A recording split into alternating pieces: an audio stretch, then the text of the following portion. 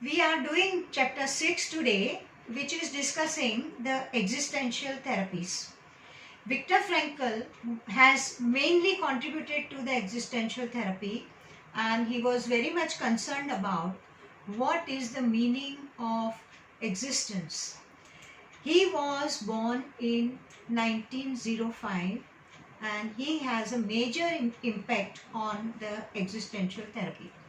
His views were confirmed in his experiences in the Nazis' death camp, where he was kept with his family, and he still believed, in spite of being surrounded by all the fear and the Nazi kind of impositions that were put on the people in the camp, he believed that he has a choice of preserving his spiritual freedom and his independence of his mind. He was actually very helpful to his fellow members in the camp, and he also was quite a good support to them. He afterwards somehow survived the Nazi camp, and when he returned to America, he postulated his existential therapy. According to him, love is the highest goal of human aspiration and salvation. Even in the camp, when he saw so much of fear around him, he actually he offered people to go for them to the camp, and he knew that in the death chamber, anyone who goes or who is taken there never returns. But he was ready to take their place just because he saw how very much fearful they were of death. Love is of the highest goal for human aspiration and salvation, and that is what he believed in and he propagated. Humans have freedom to choose their attitude in any circumstances, which he proved when he was in the Nazi camp. Now, you can be fearful and you can pass remaining of your days being fearful, or you can be also finding the way of being useful even in those few days. What constructive thing you can do for humanity, what you can do for others, will depend on how you take life and how you interpret the situation and how you can help yourself as well as others. So this is what is the main core of his theory, that you have a choice. You have a choice to spend your life the way you decide to do it. Essence of human existence lies in searching for meaning through their action and deeds, experiencing values and by suffering. So he believed that you have to accept whatever is available to you and whatever is your existence offering you at that particular time, and through your actions and through your deeds you can experience the values, and you can then take them positively and happily accept them, or you can be very sorry about it and feel very depressed about it. So that will be your choice, how you want to take that particular situation which you are put into in your life, for which you have no choice, but you have a choice to how to spend your time, how to apply your knowledge, how to react to the situation is your choice. Humans are continually recreating themselves and pose questions such as, who am I? Where am I going? Who can I become? So this is what is postulated in his theory, and this he is trying to explain through the self-awareness, which is he is which he propagates, that everyone, once they start thinking about themselves, about their situations, and then they look at their existential surrounding, existential environment, which they are offered by the circumstances, then they have to be also have the self-awareness. Self-awareness is that what am I capable of doing? What can I do? How do I want to spend my time? How do I want to relate to others? How can I make my life worthwhile? All these things can be generating from one's own self, and that is giving rise to the self-awareness. His next contention is about freedom and the responsibility which goes with freedom. So actually there can't be freedom without responsibility, and that is what he propagates. Suppose if the parents have given freedom to their children to go by themselves to the college and study, and they have paid their fees and they have given them all the facilities to study, but then it becomes the student's responsibility, the child's responsibility to study and not to waste away his parents' time, money, effort, and mainly their confidence and their responsibility in them. So the parents have given the responsibility, they have handed over the responsibility to their children. So it is for the children to use the freedom with responsibility. Similarly, the citizens are given the freedom to do things on their own, to spend time, to live their life the way they want to do. But at the same time, citizens are also expected to bear their responsibilities which are connected with the freedom that they are given. Similarly, the third point that existential therapy by FRANKL says is self-identity and relationship with others. So we need to have our own identity. We need not just get disintegrated into the crowd, disintegrated into the world, but we can maintain our identity. We are ourselves. We need to have that understanding that we can live by ourselves, have our own views, our own ideas, our own ways of deciding on things, but at the same time we are not living on an isolated island. So we need to also relate to others. Now when we have to live with others, we also need to understand, and we also need to act and react with them, and that becomes also an important part that we play through our different roles in life. Like we play a role of a child, of a mother or a father, or a brother, sister. We are also the citizens of certain country, and we are also citizens of the world. So we have responsibility with towards all these other surroundings that exist around us, and we need to react to them with our responsibility, our thinking, our existential understanding, and our existential abilities that we have in ourselves. Some people are more useful to their society in which they are living. They are more useful to the country. They are more useful to the world.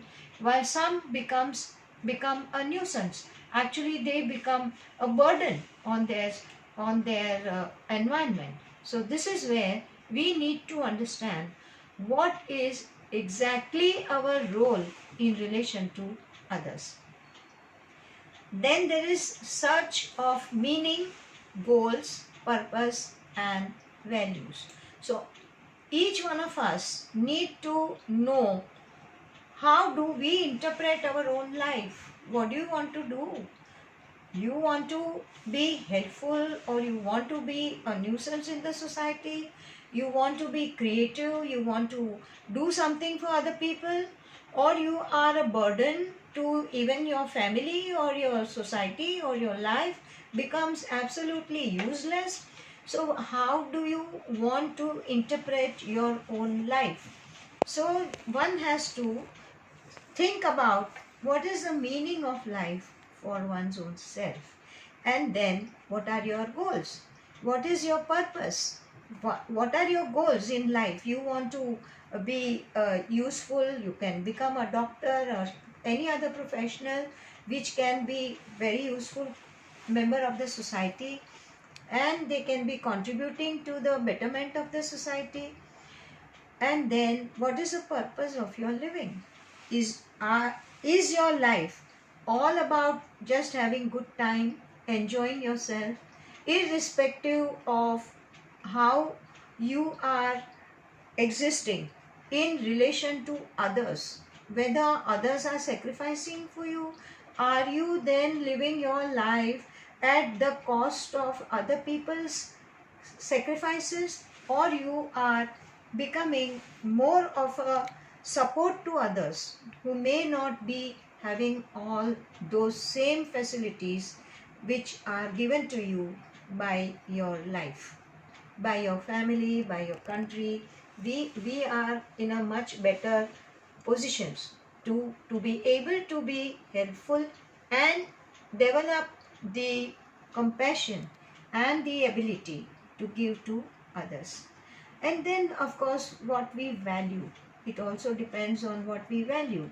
There are some people who value education, some value money, some value relationships.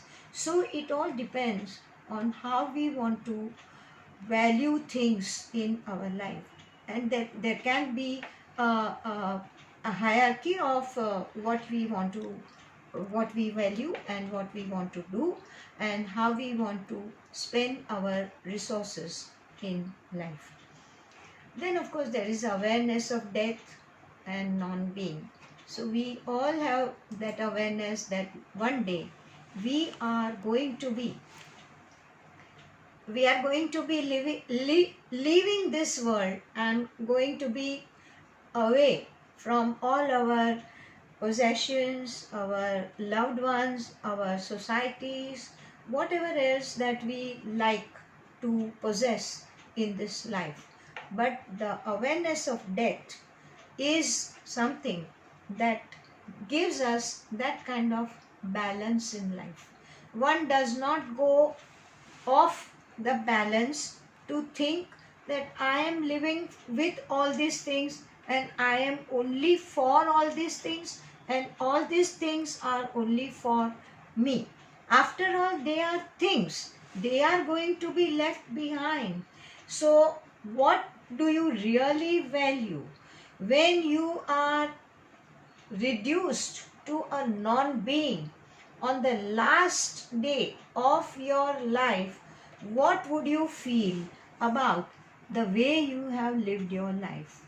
So that awareness will be able to keep a person on track.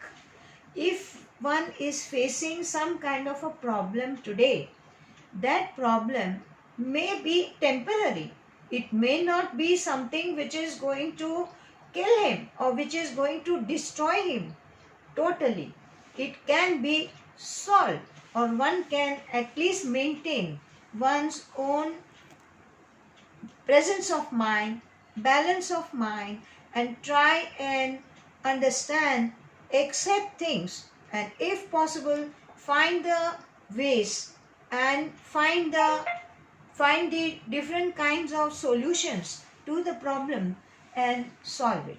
Just by being scared of things and just thinking that all these things only I have to face and I have to find solutions will be a wrong way of thinking. The person has to also understand that death is something which is universal and which is unavoidable.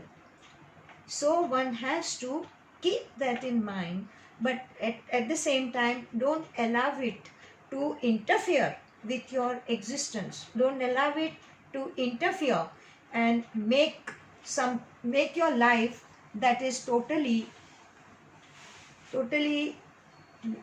negative, just because you have the death idea. Anxiety in our earlier level, the Frankel's theory is concerned about is the anxiety that people experience. Anxiety is an inevitable part of our life and our living.